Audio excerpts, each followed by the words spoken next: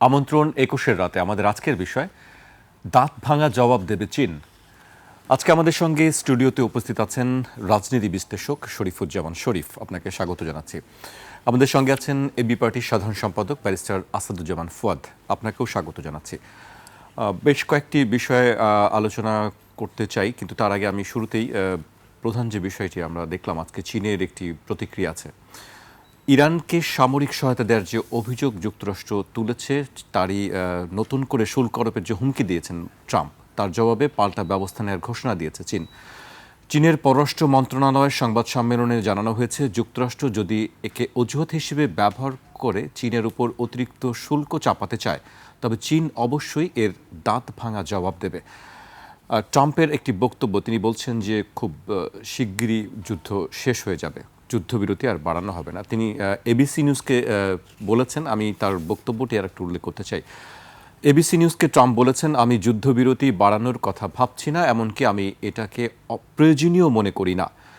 আপনারা সামনে দুটি চমৎকার দিন দেখতে যাচ্ছেন।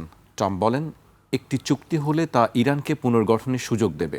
দেশটির শাসন ব্যবস্থার মধ্যে পরিবর্তন আনার দাবিও করেছেন তিনি। যাই হোক না কেন, আমরা চরমপন্থীদের সরিয়ে দিয়েছি। এটাই ছিল ট্রাম্পের বক্তব্য। তিনি কি আসলে কি সরে আসতে চাইছেন ট্রাম্প? ধন্যবাদ আপনাকে। প্রথমত, ইরানে আক্রমণ করতে এসে আমেরিকা পরাজিত হয়েছে। আমেরিকা তার ইতিহাসের সর্বশক্তি নিয়োগ করেছে এই জায়গাটায়, এবং আমেরিকা এসেছে ভাড়ায় যুদ্ধ করার জন্য। মূল যুদ্ধটা আসলে ইসরায়েলের, এবং ইসরায়েলের পক্ষে এসে আমেরিকা দাঁড়িয়েছে। এই যুদ্ধের ভেতর থেকে একটা বিষয় পরিষ্কার হয়েছে যে ইসরায়েল একটা আর্টিফিশিয়াল স্টেট। ইসরায়েল টিকে আছে পুরোপুরি তাদের জ্ঞান, তথ্য প্রযুক্তি ইত্যাদি নিয়ে অনেক রকমের কথা আছে, কিন্তু যুদ্ধের মাঠে দেখা গেছে যে আমেরিকার সহযোগিতা ছাড়া ইসরায়েলের পক্ষে টিকে থাকা কোনোভাবেই সম্ভব না। এবং সে আরেকটা বিষয় দেখেছে যে এই মধ্যপ্রাচ্যে যদি মাতুব্বরি করতে হয় ইসরায়েলের, তাহলে তার প্রধান চ্যালেঞ্জের জায়গাটা হচ্ছে ইরান। সেই কারণে সে ইরানকে বারবার টার্গেট করছে, বারবার আক্রমণ করছে, এবং সে যাকে তার এই টিমের প্রধান হিসেবে বেছে নিয়েছে আমেরিকাকে। এবং ইতিমধ্যেই গত কয়েকদিন আগেও দেখা গেছে যে আমেরিকার সাবেক ভাইস প্রেসিডেন্ট তিনি বলেছেন যে নেতানিয়াহু নানাভাবে লবি করেছে, নানাভাবে কনভিন্স করার চেষ্টা করেছে যাতে এই যুদ্ধটায় আমেরিকা পুরোপুরি তাদের পাশে দাঁড়ায়। কিন্তু আমেরিকার একাধিক প্রেসিডেন্ট সেই প্রস্তাব প্রত্যাখ্যান করেছে। কিন্তু সে কিভাবে যেন ট্রাম্পকে এই প্রক্রিয়ার মধ্যে যুক্ত করে ফেলেছে। এবং ট্রাম্প শুধু নিজে যুক্ত হয়নি, তার আন্তরিকতার জায়গাটা বোঝা যায় যে এই প্রক্রিয়ায় সে তার জামাতাকে পর্যন্ত পাঠিয়ে দিয়েছে পাকিস্তানে, যে এই আলোচনার মধ্যে। অর্থাৎ ট্রাম্প প্রশাসনিকভাবে যেভাবে আমেরিকাকে ইসরায়েলের পাশে দাঁড় করিয়েছে, এমনকি তার পরিবারকে পর্যন্ত ইসরায়েলের রক্ষার জন্য এখানে নিয়ে এসেছে। আজকে সকালে যেটা দেখলাম যে হরমুজ প্রণালীতে আমেরিকার যে অবরোধ চলছে, সেই অবরোধটা সে পুরোপুরিভাবে এখানে কার্যকর করতে পারছে না। জাহাজ সেখানে চলছে, এবং ইরানের যে ইনিশিয়েটিভগুলো আছে সেগুলো ইরান কাজ করে যাচ্ছে। ইউরোপ ইতিমধ্যেই একটা ভিন্ন অবস্থান নিচ্ছে, এবং সে অনেকটা আমেরিকাকে বাদ দিয়ে হরমুজটাকে কিভাবে সচল রাখা যায় সেই প্রচেষ্টা করছে। তার মানে হচ্ছে ট্রাম্পের কাছ থেকে ইউরোপ, যে এর আগে যুদ্ধের ভেতরে সাড়া না দিয়ে সহযোগিতায়, এখন দেখা যাচ্ছে যে সে আমেরিকাকে তারা ত্যাগ করছে। এই যুদ্ধের ভেতর থেকে আমেরিকা যেমনিভাবে ইরানের কাছে পরাজিত হলো, এই যুদ্ধের ভেতর থেকে আমাদের জাতিসংঘ বা এই ধরনের যে প্রতিষ্ঠানগুলো, এগুলো যে আসলে কাগজে মাতব্বার এবং তারা নাক গলাতে আসে দুর্বলের কাছে, এটি প্রমাণিত হলো। এই যুদ্ধের ভেতর থেকে ইরানের যে সামরিক শক্তির যে ঈর্ষণীয় উন্নতি, এবং ইরান যে রিয়েলি একটা ফাইটটা দিতে পারে, এটি প্রমাণিত হলো। আর এই যুদ্ধের ভেতর থেকে প্রমাণিত হলো আমেরিকা নাই তো ইসরায়েল নাই। আমেরিকার সাপোর্ট ছাড়া, সহযোগিতা ছাড়া ইসরায়েলের পক্ষে 1 ঘন্টাও টিকে থাকা সম্ভব না। জি, চীন যেটি বলছে যে পাল্টা ব্যবস্থা নেওয়ার কথা বলছে, যদি অতিরিক্ত বা নতুন করে যদি চীনের উপর শুল্ক আরোপ করা হয় তাহলে সেটি দাঁত ভাঙা জবাব দেওয়া হবে। এবং যুক্তরাষ্ট্র আরেকটি বলছে যে চীনের গোয়েন্দা স্যাটেলাইট ব্যবহার করেই ইরান হামলাগুলো চালিয়েছে। এখানে আমেরিকার প্রবণতাগুলো আপনি দেখবেন। ওই যে কথা আছে না যে এটা মারার আগে তার নামের একটা, কুকুরটাকে হত্যা করার আগে আপনি একটা তার নাম দিতে হবে। আমেরিকা পৃথিবীর যে সমস্ত জায়গাগুলোতে আক্রমণ করেছে প্রত্যেকটা আক্রমণের আগে সে একটা বক্তব্য হাজির করেছে। যেমন সাদ্দাম হোসেনকে কেন উচ্ছেদ করা হলো, যে তার কাছে প্রাণঘাতী অস্ত্র আছে, হত্যাকাণ্ডের গণবিধ্বংসী অস্ত্র। হত্যাকাণ্ডের পর সাদ্দামকে ফাঁসি দেওয়ার পর দেখা গেল যে সেটি ভুয়া ছিল, মিথ্যা ছিল, এবং আমেরিকার গোয়েন্দারাই সেটা স্বীকার করেছে। ভেনেজুয়েলার যে আক্রমণটা হলো, কি বলছে যে সেখান থেকে মাদক ঢোকে আমেরিকায়। তো আপনার প্রতিবেশী দেশ থেকে যদি মাদক আপনার দেশে ঢোকে, আপনি তাকে কি শুধুমাত্র দায়ী করবেন? আপনার যে সিকিউরিটি আছে, বর্ডার সিকিউরিটি, তারা যে ইফেক্টিভ না, তারা যে কাজ করছে না, আপনার দুর্বলতা আছে না? অথচ এই যে অজুহাতগুলো, এই অজুহাতগুলো তৈরি করে আমেরিকা, তার যাকে মনে হয় যে আমাকে একসময় ছাড়িয়ে যেতে পারে, আমাকে কোনো এক সময় প্রতিদ্বন্দ্বী হয়ে উঠতে পারে, সেই জায়গায় চীনের জায়গাটা প্রায় একই রকম। তার যে শুল্ক কূটনীতির ভিতর থেকে পৃথিবীর এক একটা দেশকে দাসত্বের শৃঙ্খলে বন্দি করে ফেলা, যেমন আমাদেরকে করে ফেলেছে আমাদের কতগুলো চুক্তির ক্ষেত্রে, যেটা দেখা যাচ্ছে যে আমরা নানাভাবে ক্ষতিগ্রস্ত হব এবং অনন্তকাল। এই জায়গাটা সে এখন চীনের উপরে, চীনের যে পক্ষ থেকে ওই যে অভিযোগটা করা হচ্ছে গোয়েন্দা বিমান দেওয়া, তার পক্ষে কোনো প্রমাণ কিন্তু হাজির করতে পারেনি। বাদী আমেরিকা নিজে, আবার বিচারকও সে। আপনি প্রত্যেকটা ঘটনায় দেখবেন সে অভিযোগ উত্থাপন করে, আবার সে নিজেই বিচার করে। চীনের ক্ষেত্রেও সেই ঘটনাটি ঘটছে। তবে আমার এই যুদ্ধের ভেতর থেকে চীন, রাশিয়া সহ তার মিত্র যারা, তারা আমেরিকার শক্তি, সামর্থ্য, গ্রহণযোগ্যতা এই বিষয় সম্পর্কে একটা ধারণা পেয়েছে যে আমেরিকা ক্রমশই একা হয়ে গেছে, আমেরিকার ডাকে এখন কেউ বেশি আসছে না। সুতরাং সেই জায়গাটায় আমেরিকা যদি এই জায়গাটায় চীনের সাথে মাতব্বরিটা আবার করতে যায়, সম্ভবত চীন ওই যে দাঁত ভাঙা জবাবের কথা বলেছে, কতটুকু করতে পারবে জানি না, তবে একেবারে বিনা বাধায় সম্ভবত এবারে ছেড়ে দেবে না। জি শরীফ ভাই, আমি আপনার কাছে আবারও আসবো। এই পর্যায়ে আমি ব্যারিস্টার আসাদুজ্জামান ফুয়াদের কাছে আসতে চাই, কিন্তু তার আগে নিউ ইয়র্ক টাইমসের প্রতিবেদনে বলা হয়েছে ইরানের হামলায় কমপক্ষে 17টি মার্কিন ঘাঁটি ও স্থাপনা সাংঘাতিকভাবে ক্ষতিগ্রস্ত হয়েছে। সেখানে তাদের অনেক সেনা মারা পড়েছেন, হামলার শিকার হয়েছে একাধিক মার্কিন দূতাবাস। এটি নিউ ইয়র্ক টাইমসের প্রতিবেদনে বলা হয়েছে। আরেকটি প্রশ্ন উঠছে যে আসলে আরবের যে বাদশারা আছেন তারা আসলে যুক্তরাষ্ট্রকে তাদের অঞ্চলে ঘাঁটি গাড়তে দেওয়ার কারণটা কি? ধন্যবাদ। অনেকগুলো। এর আগে আপনার এখানে পেট্রো ডলার এগ্রিমেন্ট নিয়ে কথা বলেছিলাম। জি, সেখান থেকেই মূলত এই প্রশ্নটা আসছে যে সৌদি আরব যে তেল যেটা বিক্রি করবে সেটা মূলত ডলারে বিক্রি করবে। যে দেশই হোক না কেন তাকে এটা ডলারে কিনতে হবে। তাহলে তার এই যে চ্যালেঞ্জের জায়গাটা আসবে, যে ডলারে বিক্রি করতে চায় না এমন দেশ যদি সৌদিকে হুমকি দেয় তাহলে কি হবে? তাহলে তার দুইটা প্রোটেকশন দরকার। একটা হলো ফিজিক্যাল সিকিউরিটি দরকার, তার এই যে তেলের স্থাপনাগুলো আছে এগুলোর প্রোটেকশন দরকার। দ্বিতীয়ত হচ্ছে তার গ্লোবাল ফাইন্যান্সিয়াল মার্কেটে তার সিকিউরিটি দরকার।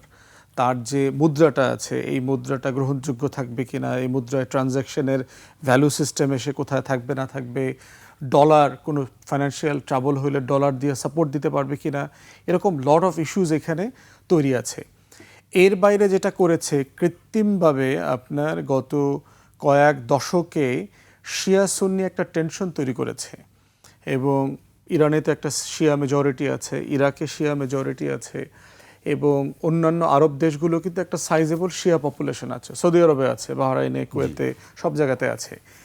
এই শিয়া পপুলেশন এবং ইরান দ্বারা ব্যাকড হয়ে সৌদি আরবে ক্ষতি করতে পারে, তারপরে ক্ষমতা থেকে এই রাজা বাদশাদেরকে চ্যুত করতে পারে, এই রকম একটা টেনশন কৃত্রিমভাবে আমেরিকাই হাইপ করেছে ওয়েস্টার্ন মিডিয়াতে, শিয়া সুন্নি টেনশন। তখন এই আমিরাত যেগুলো আছে, এই যে রাজা বাদশারা আছে, তারা অবভিয়াসলি তার তো ঘোড়ায় চড়ে আসে, মাটি কাইটা একদিন দেখে যে মাটির নিচে কেঁচো খুঁড়তে গিয়া তেল বাইর হয়ে গেছে, গ্যাস বাইর হয়ে গেছে, সাডেনলি সে বড়লোক হয়ে গেছে।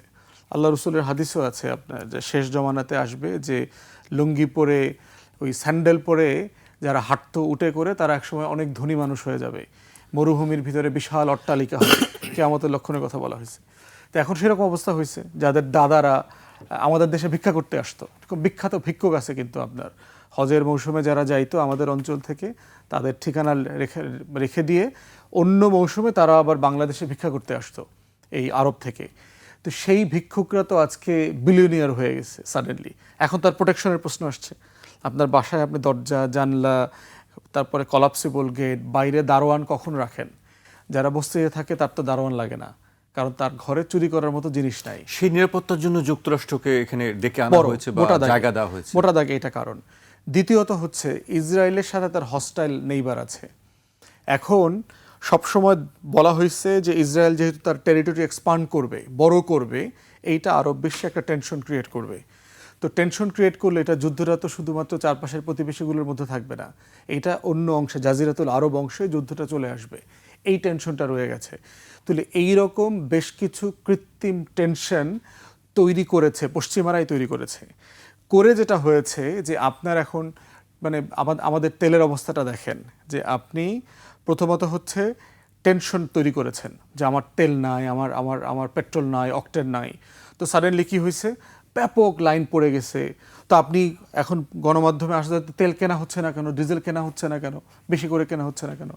এর ভিতরে দেখেন টেন্ডার ছাড়া সরকার 2-3টা কোম্পানিকে কিন্তু 2-3 লক্ষ টন ব্যারেল আপনার আনার জন্য চুক্তিবদ্ধ করেছে। খুবই অখ্যাত কোম্পানি, যাদের ওয়েবসাইট পর্যন্ত খুঁজে পাওয়া যাচ্ছিল না।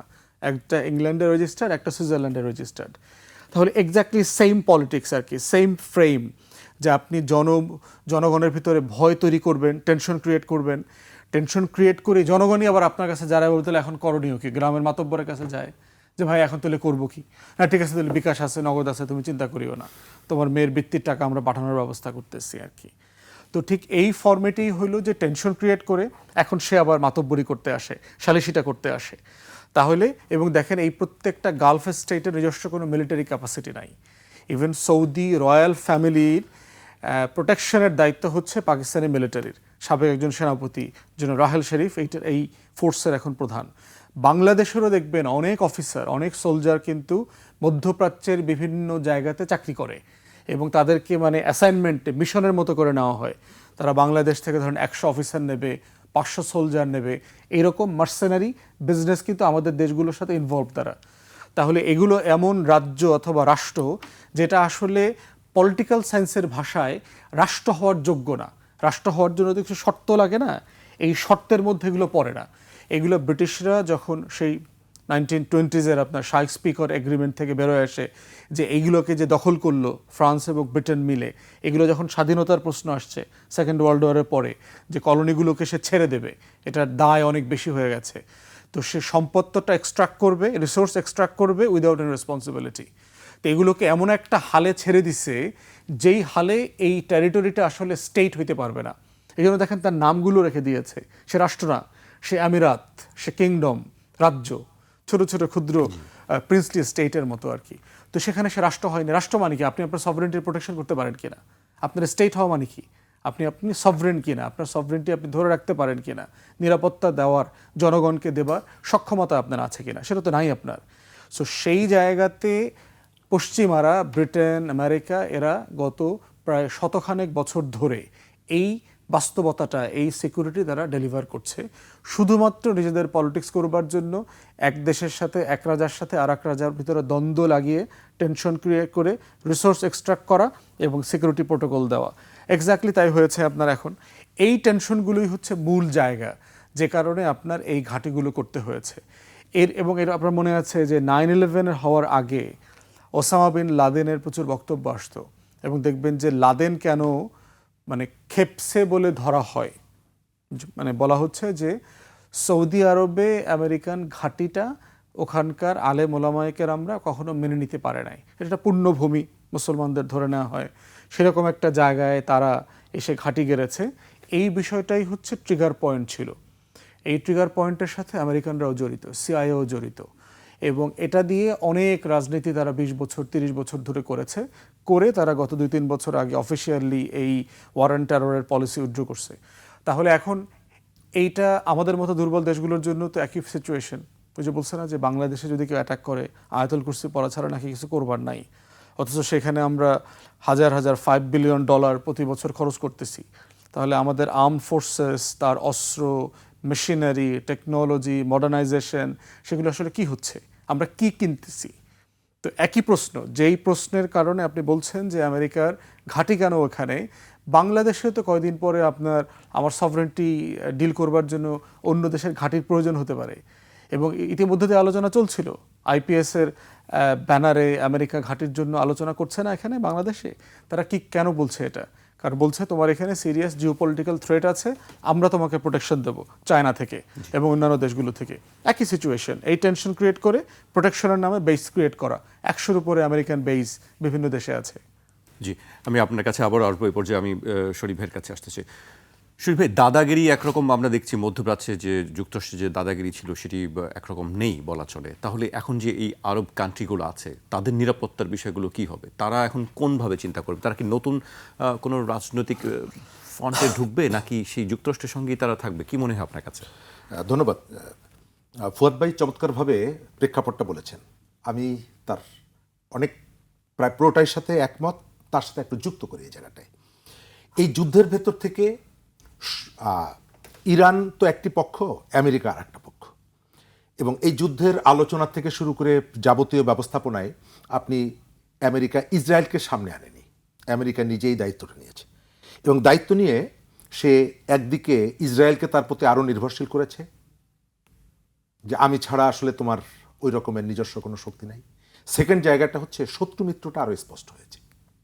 এবং মধ্যপ্রাচ্যের যে দেশগুলো এর ভেতর থেকে ইরানের সাথে যুদ্ধ করতে গিয়েছিল, আমেরিকাকে সহযোগিতার ভিতর থেকে তাদের রেঞ্জের মধ্যে চলে এসেছে, ইরানের রেঞ্জের মধ্যে। এর ভেতর থেকে আমেরিকা এই দেশগুলোর উপরে খবরদারিটা আরও তীক্ষ্ণ করবে। তারা যে প্রক্রিয়ার মধ্যে প্রবেশ করেছে, এখান থেকে বেরিয়ে যাওয়ার কোনো সুযোগ তাদের নেই। যে প্রেক্ষাপটে তারা আমেরিকাকে জায়গা দিয়েছে, সেই প্রেক্ষাপট বদল হয়নি। আবার এই দেশগুলোর শাসক যারা, তারা এখন ইরানের সাথে যুদ্ধে জড়িয়ে পড়ার অপরাধে অপরাধী। ইরানের যে নেতৃত্বকে হত্যা করেছে আমেরিকা, কোনো না কোনোভাবে তারা তার সাথে যুক্ত। এবং আপনি দেখেছেন যে পাইলটকে উদ্ধার করার জন্য এসেছিল, আমেরিকার থেকে সরাসরি কিন্তু আসেনি।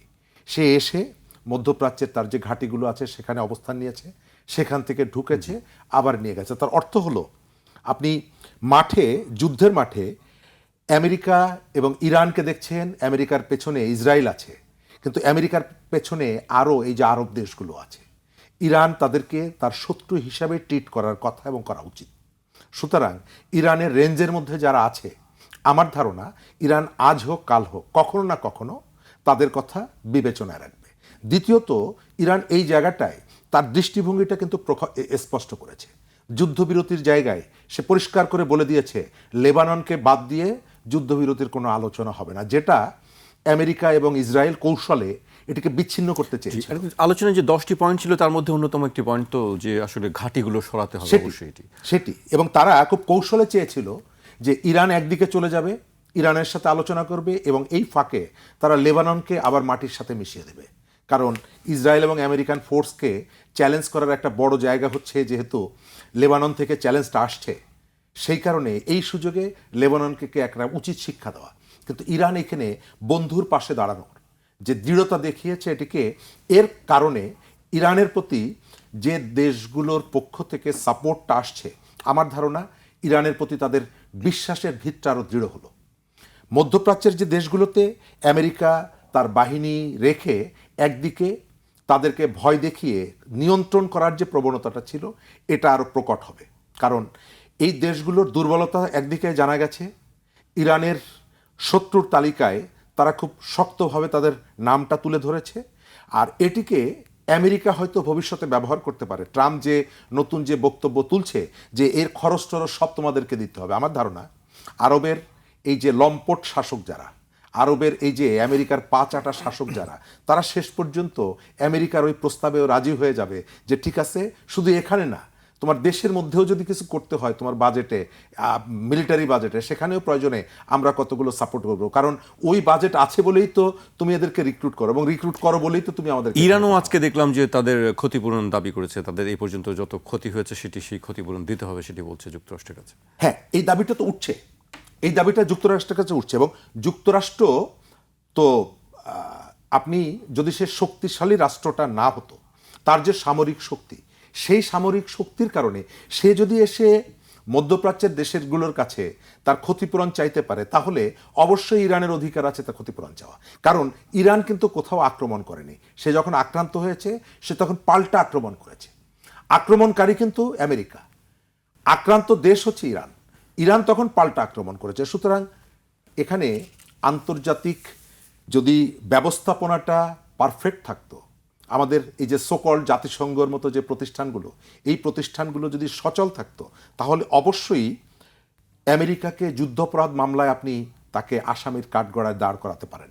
একটা দেশের প্রেসিডেন্ট তিনি বারবার হুমকি দিচ্ছেন যে আমি একটা ইতিহাস মুছে ফেলব, এবং যাই বলেন না কেন, আমরা যারা সেখান থেকে বহু দূরে অবস্থান করছি, আমাদের মধ্যেও কিন্তু একটা শঙ্কা কাজ করছিল যে এই রাতটায় ইরানের পরে আমেরিকা কি ধরনের আক্রমণটা চালায়, একটা ভীতি কিন্তু ছড়িয়ে পড়েছে। তো যারা ইরানে অবস্থান করছিলেন তাদের মধ্যে ভীতির জায়গাটা কি ছিল, এবং এই যে বক্তব্যটা তিনি দিয়েছেন, আমেরিকার ভেতর থেকেও কিন্তু তার প্রতিবাদ এসেছে যে এটা এক ধরনের যুদ্ধাপরাধ করার মতন পর্যায়ে চলে যাচ্ছে আমেরিকা। ট্রাম্পের ব্যক্তিগত আচার আচরণ নিয়ে আমার ধারণা যে তার সুস্থতা নিয়ে আমার প্রশ্ন আছে, কারণ একটা নাগরিক, আমরা তো তাদের দেশের সাধারণ নাগরিকদের সাথেও তো আমাদের মাঝে মধ্যে কথাটা হয়, তারা কতগুলো বোধ নিয়ে বড় হয় এটা আমরা জানি, তাদের মধ্যে মিনিমাম কতগুলো বোধ আছে, তাদের সাথে কথা বললে এগুলো বোঝা যায়। কিন্তু সেই দেশটির প্রেসিডেন্ট একবার উন্মাদের মতন আচরণ করছে, সকালে এক কথা বলছে, বিকালে এক কথা বলছে, তার মানে স্টেট পলিসি, তার যে রাজনীতি, সেই রাজনীতির ধার কাছে নাই, একে হুমকি দিচ্ছে। গতকালকে দেখলাম সে মোদিকে ফোন করে বলেছে আই লাভ ইউ। তো একটা দেশের প্রেসিডেন্ট, এত বড় দেশ না হোক, ছোট দেশ হোক, প্রত্যেকটা দেশের তো একটা মর্যাদা আছে। তো এই ধরনের একটা রাষ্ট্রের প্রধান যিনি, তিনি এই যে আচরণগুলো করছেন, আমার মনে হয় যে আমেরিকার জনগণ সম্ভবত তাদের প্রেসিডেন্ট এই যে পাগলামিগুলো, কেউ হয়তো এটিকে উপভোগ করে, আর কেউ হয়তো এই খবরই রাখে না। আপনার কথা শুনছিলাম, আপনি বলছিলেন আমি একটি বিরতিতে যেতে হচ্ছে, বিরতির পর আবারও আমি আসছি আলোচনায়। ব্যাংক খাত নিয়ে বেশ কয়েকদিন ধরে আলোচনা করছে, আমি বিরতির পর সেই বিষয়টি নিয়ে আলোচনা করতে চাই। একটি বিরতি নিচ্ছি, ফিরছি এখনই।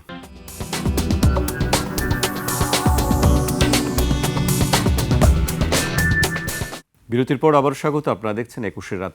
আমাদের সঙ্গে আছেন রাজনীতি বিশ্লেষক শরীফুজ্জামান শরীফ এবং এবি পার্টির সাধারণ সম্পাদক ব্যারিস্টার আসাদুজ্জামান ফুয়াদ। এ পর্যায়ে আমি ব্যারিস্টার আসাদুজ্জামান ফুয়াদের কাছে আসতে চাই, কিন্তু তার আগে আমি সম্প্রতি একটি বক্তব্য আছে, আমি সেই বক্তব্য উল্লেখ করতে চাই ব্যাংক ব্যবস্থা নিয়ে। ব্যাংক ডাকাতদের কাছে আবার ব্যাংক ফিরিয়ে দেওয়া হচ্ছে বলে মন্তব্য করেছেন জামায়াত ইসলামীর কেন্দ্রীয় কর্মপরিষদ সদস্য শিশির মনির। তিনি বলেছেন, যারা ব্যাংক লুট করে নিল, সব আমানতকারীর টাকা পয়সা নিয়ে গেল, নতুন আইনে তার শাস্তি ছিল, কিভাবে তার শাস্তি হবে, কিভাবে তা রিকভার করা হবে, এই পুরোটাকে এখন থেকে আউট করে দিয়ে ব্যাংক ডাকাতদের কাছে আবার ব্যাংক ফিরিয়ে দেওয়া হচ্ছে। ব্যাংক রেজলিউশন অধ্যাদেশ বাতিল করার পেছনে শুধু সরকার জড়িত নয় উল্লেখ করে শিশির মনির বলেছেন, এইটার পেছনে বড় ধরনের ফাইন্যান্সিয়াল ট্রানজ্যাকশন জড়িত। আমরা মনে করি এভাবে ফাইন্যান্সিয়াল ট্রানজ্যাকশন দিয়ে বাংলাদেশের মানি মার্কেটকে আবার করায়ত্ত করার সুযোগ বিএনপি সরকারকে করে দেয়া উচিত নয়। যারা ভুক্তভোগী তাদেরটা তাদের কাছেই ফেরত দেওয়া উচিত। ফুয়াদ ভাই, আপনি কি বলবেন এটা? এটার সাথে তো একমত, এবং আমরা নিজেরাও এটা নিয়ে কথা বলেছি, এবং সরকার দেখবেন এটাকে সমাধান না করে, এটাকে না শুনে সে আবার ইসলামী ব্যাংকের সাথে একটা পলিটিক্সে জড়ায় গেছে জামাতকে শায়েস্তা করবার জন্য। এবং দেখেন যে জামাতের 5ই আগস্টের পরে ব্যাংক নাকি আবার জামাতের কাছে চলে আসছে, যেটা আসলে মানে প্র্যাকটিক্যালি লিগ্যাল ফ্রেমে পসিবল না। একটা ব্যাংক তো একটা পলিটিক্যাল পার্টির কাছে চলে যেতে পারে না। ওই ব্যাংকে হয়তো এমন কর্তা ব্যক্তিরা আছেন যারা ওখানে ডাইরেক্টর অথবা কর্মকর্তা, তারা হয়তো জামাতের রাজনীতির সাথে ব্যক্তিগতভাবে জড়িত।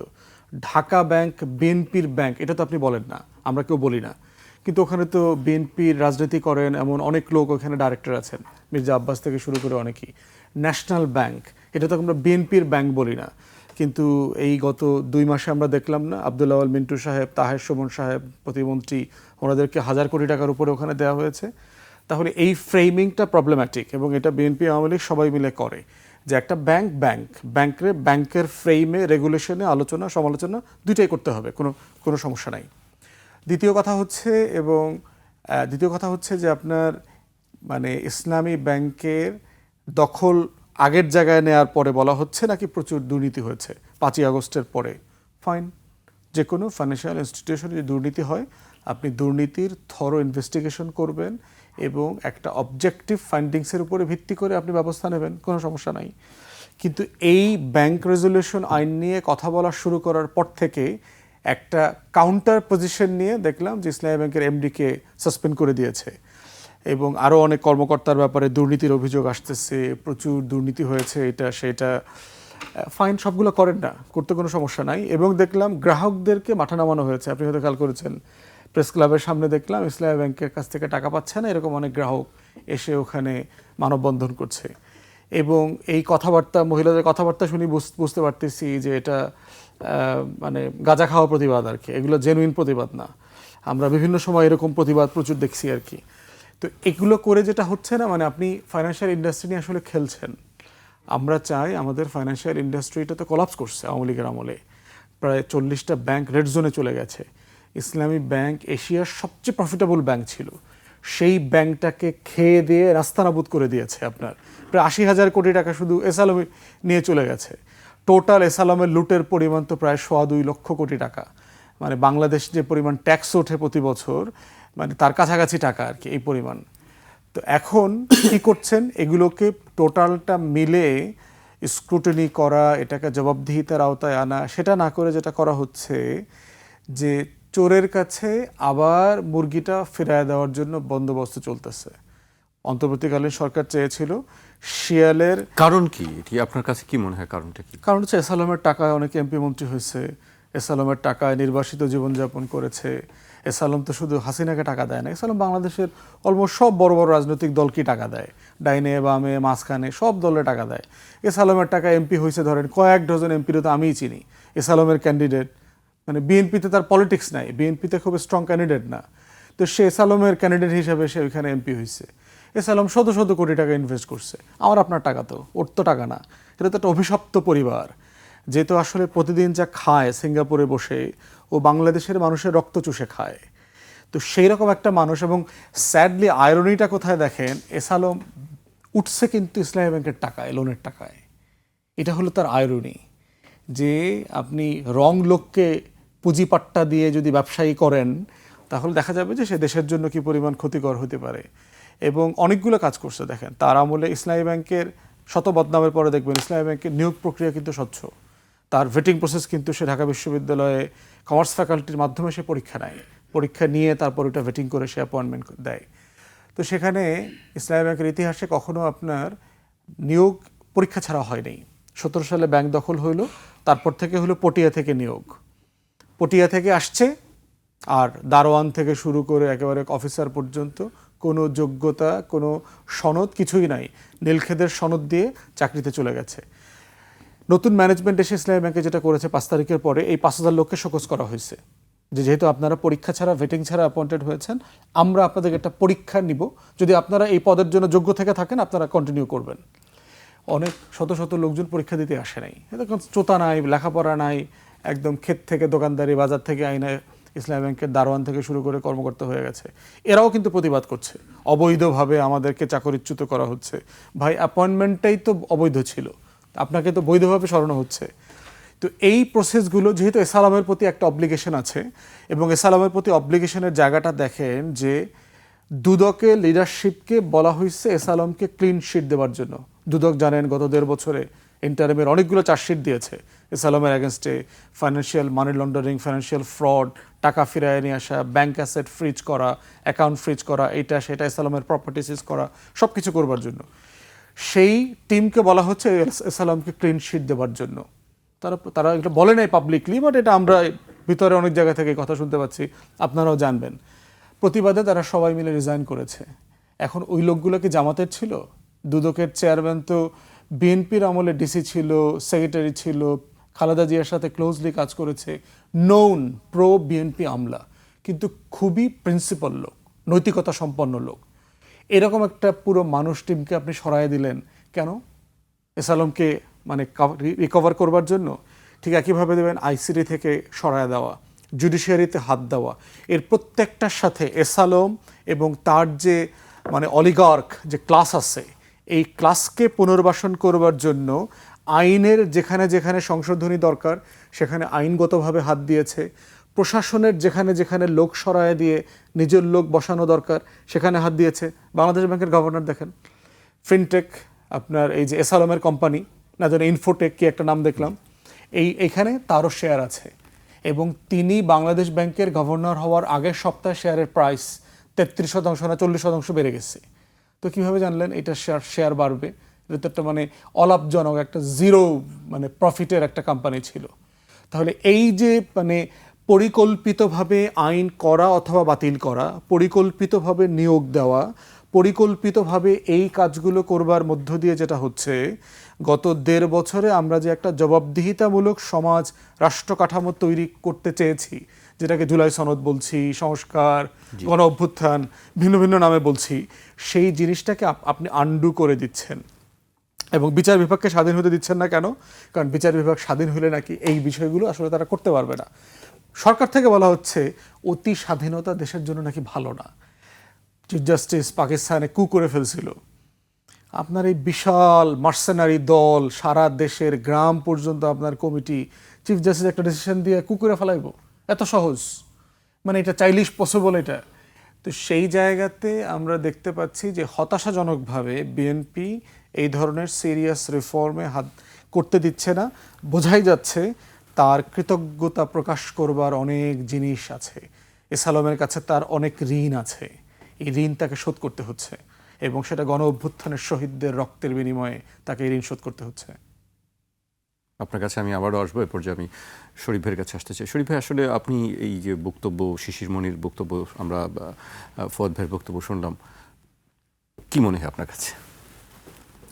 যেটা মনে হয় যে আমাদের যে প্রত্যাশা ছিল, ফুয়াদ ভাইরা যে স্বপ্ন আমাদেরকে দেখিয়েছিল, সেটা ক্রমশই বেহাত হয়ে যাচ্ছে। আমাদের এখানে যে ব্যাংক ডাকাতের যে সিস্টেমটা, এটা একটা চমৎকার সিস্টেম তৈরি হয়েছিল। 5-7 জন মিলে, তাদের প্রভাব আছে সমাজের রাজনীতিতে, তারা একটা ব্যাংক খুলে বসলো এবং তারা প্রতিনিয়ত খবর রাখছিল যে কি পরিমাণ টাকা জমা হচ্ছে। যখন তাদের মনে হলো যে এখন মোটামুটি একটা হ্যান্ডসাম মানি জমা হয়েছে, সুতরাং এটাকে হাফিস করে ফেলো, তারপরে তারা ব্যাংকটা হাফিস করে দিল টাকাগুলো। আব্দুল হাই বাচ্চুর কথা মনে আছে। আব্দুল হাই বাচ্চুকে সামনে মুরগি হিসাবে ব্যবহার করে একটা ব্যাংক লোপাট করা হয়েছে। বাচ্চুকে আমি ব্যক্তিগতভাবে চিনি, তাকে, তার পরিবারকে, এবং সে আজ থেকে 20-25 বছর আগে কিভাবে জীবনযাপন করতো এটা আমার মনে আছে। আমি তার বাসায়ও দেখেছি, 2 রুমের ছোট্ট একটা হাসপাতালের মধ্যে একটা কোয়ার্টার, সেখানে হঠাৎ করে বাচ্চু কোথা থেকে এলো। পরে যেটা জানা গেল যে বাচ্চুর পেছনে যারা আছে তাদেরকে তো আপনারা দেখেন না, তাদের আসলে দেখা যায় না, তাদের অশরীরী আত্মা আর কি এরকমের। তো এখনো যেটা হচ্ছে এটাও কাঙ্ক্ষিত না, আপনার প্রতিষ্ঠানগুলোকে রাজনীতিকীকরণ। তবে মানুষের মধ্যে কতগুলো ধারণা কিন্তু আছে। ইসলামী ব্যাংক মানে জামাতের ব্যাংক, এবং 5 আগস্টের পরে জামাতের আমির কিন্তু বলেছিল মায়ের কোলে ফিরে এসেছে। তার মানে নিশ্চয়ই এই না যে মায়ের কোলে ফিরে এলেও ব্যাংকটা আইন আদালত বিধিবিধান মেনে চলবে না, আপনি এটাকে আপনার ইন্টারফেয়ার করবেন। একই সাথে প্রতিষ্ঠানগুলোকেও আপনার চলার সুযোগটা দিতে হবে। আমি ফেসবুকে পোস্ট দিয়ে একটা প্রতিষ্ঠান চালাতে পারবো না।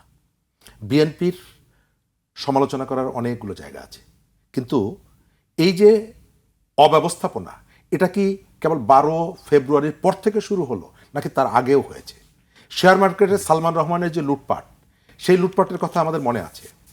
বাংলাদেশ ব্যাংকের সমস্ত বিধিবিধান উপেক্ষা করে এস আলম 1 লক্ষ কোটি টাকা দুবাই নিয়ে গিয়েছিল আওয়ামী লীগের সময়। মামলা হয়েছিল, আমার যতটুকু জানা মতে ব্যারিস্টার সুমন একটা মামলা করেছিলেন। কোর্টে যাওয়ার পর কোর্ট সেই মামলা শুনানির জন্য সে মনে হয় বছর 1.5 সময় নিয়েছিল, যাতে, কারণ শাসকের চোখের দিকে তাকিয়ে বিচারটা পরিচালিত হয়েছে। পরে তো তদন্ত সাসপেন্ড করে দিয়েছে কোর্টের ডিসিশনে। সাসপেন্ড করে দিয়েছে। রাজা কি চাইছে?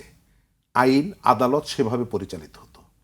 তার রক্তাক্ত পরিবর্তনের পরে শেয়ার মার্কেটে সেই ট্রেন্ড কি অব্যাহত ছিল না? ছিল। সেই লুট কি বন্ধ করা গেছে? অন্তর্বর্তীকালীন সময়ও যায়নি। তার অর্থ হলো যে প্রত্যেকটার পেছনে একটা পলিটিক্স আছে। এই এস আলমকে আনার পেছনে একটা পলিটিক্স আছে। আবার এস আলম মায়ের কাছে ব্যাংকটা ফিরে যাওয়া, তার সেটি বক্তব্যের পেছনে পলিটিক্স আছে। আবার আমরা কখনো কখনো তাদের পাশে গিয়ে যে দাঁড়াই, রানা প্লাজার রানা, তার পাশে গিয়ে আমি দাঁড়াই। আমি ওই বুয়েটের আবরার ফাহাদের যখন ফাঁসি হয় সেই দণ্ডপ্রাপ্ত আসামের পক্ষে গিয়ে দাঁড়াই। আবার এই যে সময়কালে দেখছি বিএনপির যে সংস্কারের প্রতিশ্রুতি আমাদেরকে দিয়েছিল অনেকগুলো জায়গায়, আপনি দেখছেন আগের টার্মে 2001-এ বিএনপিকে সবথেকে সমালোচনার জায়গাটা ছিল কি? বিদ্যুৎ খাত। বিএনপির সবথেকে অব্যবস্থাপনার জায়গাটা ছিল কি? বিদ্যুৎ খাত। সমালোচনার জায়গা বিদ্যুৎ খাত। বিএনপির ওই শাসনে মানুষের সবথেকে দুর্ভোগের জায়গাটা কি? বিদ্যুৎ খাত। এবার ক্ষমতা আসার সঙ্গে সঙ্গে সেই জ্বালানি সেক্টর, কালকে রাত 2টোর সময়ও দেখলাম মহাখালীতে কয়েক কিলোমিটারের যানজট। কেন? গাড়িগুলো দাঁড়িয়ে আছে লাইনে, জ্বালানি নিতে পারছে না। আবার আপনি তাদের কথা যখন শুনবেন দেখবেন সরকার তো বলছে জ্বালানি আছে। তো জ্বালানি যদি থাকে রাত 2টোর সময় কি মানুষ সুখের জন্য গাড়ি নিয়ে সেখানে বসে আছে? নিশ্চয়ই না। এই যে অব্যবস্থাপনা, এই অব্যবস্থাপনাকে আপনাকে অ্যাড্রেস করতে হবে। আর একই সাথে একটা সরকার 1.5 মাস 2 মাস এসেছে, তাকে আপনি যদি মনে করেন যে কালকে ঘাট ধাক্কা দিয়ে বের করে দিবেন, আমার মনে হয় যে এটাও হচ্ছে একটা অবাস্তব রাজনৈতিক পজিশন হবে। তাকে আপনি তার ওই যে অব্যবস্থাপনাগুলোকে আপনি যেমন করবেন, অ্যাড্রেস করবেন, সেগুলো বলবেন, একই সাথে তার উপরে চাপও রাখতে হবে। তাকে আপনি ওই ব্ল্যাঙ্ক চেক দিয়ে দিবেন না। আর এই যে আর্থিক প্রতিষ্ঠান নিয়ে যেটা হচ্ছে, এই প্রবণতাগুলো এটা আওয়ামী লীগ করেছে এবং আওয়ামী লীগ এটার জন্য ক্রেস্ট পাওয়ার যোগ্য, তাকে নানাভাবে পুরস্কৃত করা যায়। তারপরে অন্তর্বর্তীকালীন সরকারের সময়ও আমরা এটি খুব একটা বন্ধ করতে পেরেছি তা না। শেয়ার মার্কেটগুলো তার প্রমাণ। অথচ আমাদের বন্ধ করা উচিত ছিল। আপনার কাছে আমি আবার আসবো। আমি এ পর্যায়ে ফওয়াদ ভাইয়ের কাছে আসতে চাই। একটি কথা বলছিলেন যে শরীফ ভাই, যে সরকারকে এক ধরনের চাপে রাখার বিষয়টি, যারা বিরোধী রাজনীতি করছেন তারা বলছেন যে আন্দোলন শুরু হয়ে গেছে বা সামনে আন্দোলন করতে হতে পারে, অভ্যুত্থানের প্রয়োজন হতে পারে। আপনি কিভাবে দেখছেন আসলে সরকারকে কিভাবে গাইড করা বা চাপে রাখা, যেটাই বলি, সব কিছু তো আসলে সামনের চিন্তা করেই সেটি কিভাবে সম্ভব? আসলে একটা বিষয় হচ্ছে আন্দোলন যে অর্থে আমরা বুঝি যে সরকারকে টেনে হিসেবে নামাইতে হবে, হরতাল, অবরোধ, জ্বালাও পোড়াও, তাকে ঠেক দিয়ে দাও, এইরকম আগ্রহ অ্যাটিচিউড বিরোধী দলের কারোর ভিতরে আছে বলে আমি খেয়াল করিনি আর কি। আমি যেটা আছে সেটা হচ্ছে একটা চাপের কথা শরীফ ভাই যেটা বলেছেন, যে কন্টিনিউয়াসলি তাকে একটা চাপের মধ্যে রাখা, কারণ তার একটা ব্রুট মেজরিটি আছে, তার কথাবার্তা, বডি ল্যাঙ্গুয়েজের ভিতরে প্রচণ্ড অ্যারোগেন্স আছে, তার সনদ না মানা, সংস্কারগুলোকে, সিরিয়াস ক্রিটিক্যাল রিফর্মগুলোকে না করা, না মানার ব্যাপারে যে একটা ঔদ্ধত্য দেখতে পাচ্ছি, সংবিধানের নামে সংসদে দেশবাসীকে মিসলিড করা, মিথ্যা কথা বলা, মন্ত্রীরা মানে গুরুত্বপূর্ণ মন্ত্রীরা সংবিধানের ব্যাপারে মিথ্যা কথা বলছেন, আইনের ব্যাপারে মিথ্যা কথা বলছেন, যেগুলো আসলে ডিসমিস হয়ে যাওয়ার মতো, মানে মানে ইমপিচড হওয়ার মতো মানে অপরাধ আর কি।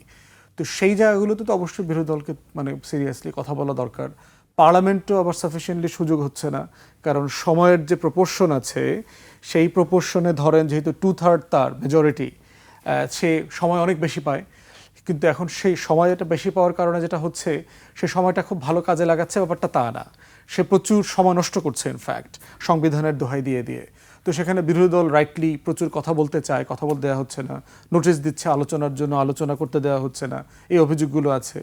বিরোধী দলও আবার এন্টায়ারলি নতুন, 2-4 জন এমপি ছাড়া অলমোস্ট সব নতুন এমপি, প্রথমবারের মতো পার্লামেন্টে আসছেন। বিরোধী দলের নেতা প্রথমবার আসছেন, চিফ হুইপ প্রথম আসছেন, ডেপুটি যিনি চিফ আপনার বিরোধী দলের উনি অসুস্থ, পার্লামেন্টে যেতে পারছেন না। সো অলমোস্ট 3-4-5 জন ছাড়া অলমোস্ট সবাই নতুন এমপি। তো এইটা তাদেরকে একটা মানে ডিসঅ্যাডভান্টেজাস পজিশনে ফেলে দিয়েছে। ওদিক থেকে বিএনপি হচ্ছে আওয়ামী লীগ সাপেক্ষে ক্ষমতায় থাকা রাজনৈতিক দল, তো তার এখানে সাবেক এমপি, মন্ত্রী, দেশ চালানো অভিজ্ঞ লোকজন আছে এখানে, তারা এটাকে ইউজ করতেছে প্রচুর। তো সেই জায়গাতে সরকারের ফেলিওরের জায়গা হচ্ছে ন্যাশনাল ক্রাইসিসে বিরোধী দলের সাথে একসাথে না বসে সমাধানের চেষ্টা না করাটা। যেমন ধরেন জ্বালানি ক্রাইসিস, আপনি বিরোধী দলের সবার সাথে বসেন একসাথে মিলে যে আমরা আসলে কি করতে পারি, এটা হলো রিয়েলিটি। আপনি হয়তো জনগণকে সব কথা বলার দরকার নাই, কিন্তু আপনার কাছে তো সঠিক তথ্যটা আছে যে আসলে আপনার ঘরে কত কেজি চাল আছে আর কয়দিন চলবে, আর ব্যাংকে কয় টাকা আছে, চাইল কিন্না খাওয়ার সামর্থ্য কতটুকু আছে, চাইল ঘরে মজুদ আছে কত, আর এখন রান্নার মধ্যে কয় কেজি চাল চড়াই দিচ্ছেন, এই তো যোগ বিয়োগ করতে হবে তো এটা দিয়া। তা আপনি বিরোধী দলের সাথে ইনফরমেশনটা শেয়ার করেন, দিস ইজ এ রিয়ালিটি। আমার কাছে আমার এই হলো এখন বাস্তবতা, কি করা যায় বলেন দেশের স্বার্থে। তখন যেটা হবে, বিরোধী দল সবাই মিলে কিন্তু একটা সম্মতিসূচক জায়গায় আসা যাবে। কিন্তু সেই জায়গায় আমরা দেখলাম সম্মতি ক্রিয়েট করবার চেয়েও দূরত্ব তৈরি করবার চেষ্টা সরকারি দল বেশি করছে। এর আগে আমি বলেছি অনেক জায়গায়, জুলাই জাদুঘর বিষয়ে যে অধ্যাদেশটা ছিল, কমিটি মিটিংয়ে সব দল, সরকার বিরোধী দল সবাই একমত হয়েছে যে ফর্মে যে ভাষায় এটা আছে অধ্যাদেশটা, এটাই সংসদে উত্থাপিত হবে, পাশ হবে। প্রস্তাবের উত্থাপনের ২০ মিনিট আগে সংশোধনী দেওয়া হয়েছে। তাহলে এখন বিরোধী দল ফিল করতে পারে না যে আমাদের সাথে তো আপনার কথা রাখলেন না, যেটা তারা ব্রিফিংয়ে বলছে, তারা ওয়াদা ভঙ্গ করেছেন, তারা শর্ত ভঙ্গ করেছেন। এবং সরকারি দল সাধারণত প্রস্তাব আনার পরে পেশ করার আগে সরকারি দলের এমপিরা সংশোধনী দেয় না, কারণ এটা কমিটি স্টেজেই সরকারি দলের এমপিদের ওই সুযোগটা থাকে সবার প্রস্তাবনা দেওয়ার।